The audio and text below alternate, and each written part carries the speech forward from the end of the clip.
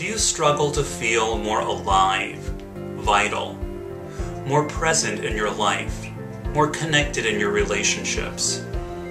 Do you wonder if it's even possible, especially given all the things that seem to be working against us in the world these days? Listen, I know it's challenging, but based on the many people that I've helped and on my own personal experience, I also know that it's very possible.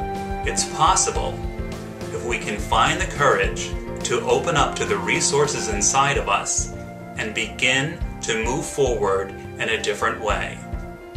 So join me now to learn the key to experiencing greater and more lasting happiness in your life and relationships. What are the reasons, actually, that people tend to avoid feeling their feelings? You know, it has everything to do with our early experience in life, what we learned and what we didn't learn. Many people, you know, as I talk to people across the nation, and I talk about, you know, what we didn't learn, most people agree that they didn't really learn how to make good use of their feelings. What they learned more was how to avoid certain feelings. It's not okay to be angry, you know, don't feel excited about yourself, or, you know, don't get, you know, all the messages that we hear about our feelings, but not very much around how to make good use of our feelings. So it's like we didn't get that primer.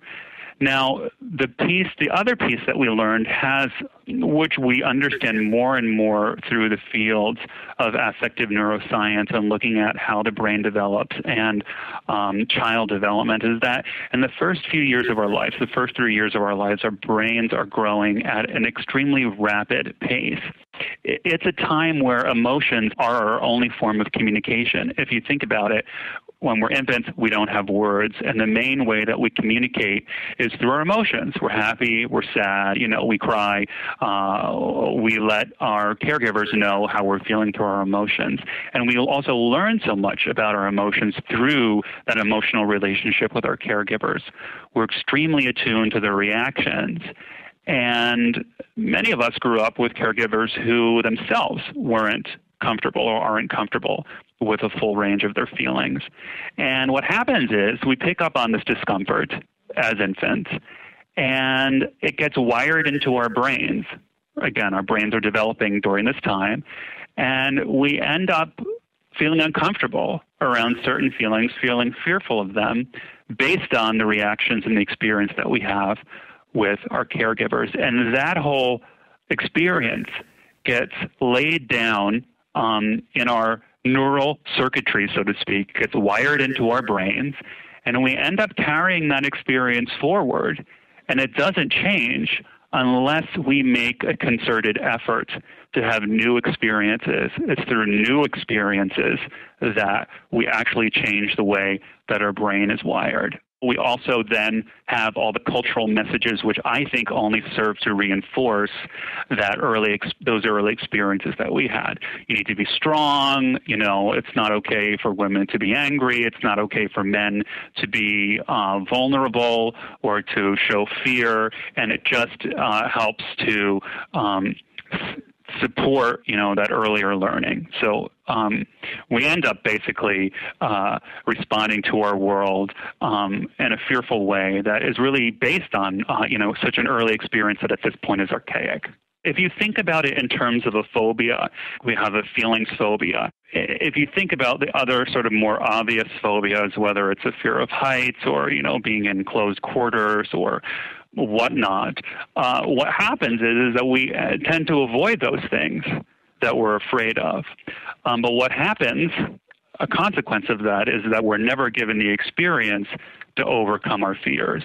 And if you think about it, you know, say you have a fear about crossing, you know, walking over a bridge, something like that. You can think about crossing that bridge as much as you want, but change doesn't really happen until we confront our fears and find a way to reduce our anxiety and take the risk of crossing the bridge. The more we're able to cross the bridge, the less afraid we are, and that's what changes us. Change happens on a physiological level. We also know that the way that the brain is wired, that our feelings can be much stronger than our thoughts. So if you're wired to feel afraid of something, just trying to think your way through it isn't really as effective. What happens when we have new experiences and we're able to regulate our anxiety and open up to these new experiences is that things begin to change on a physiological level. So that's why opening up to our feelings and learning how to regulate and tame our anxiety so that we can begin to take small steps to open up and build our capacity to be with our feelings actually changes us. It's like you're developing a new skill, but you need to do it and work at it in order for you to develop the skill and feel good about it. So you see, if we can find the courage to open up to a fuller experience of our emotions, so much is possible. To learn more about how you can live like you mean it, no matter what obstacles come your way, go to cfcliving.com/optimal living to download Optimal Living in Challenging Times, a free audio program that I've put together to help you do just that. To living like you mean it. Be well.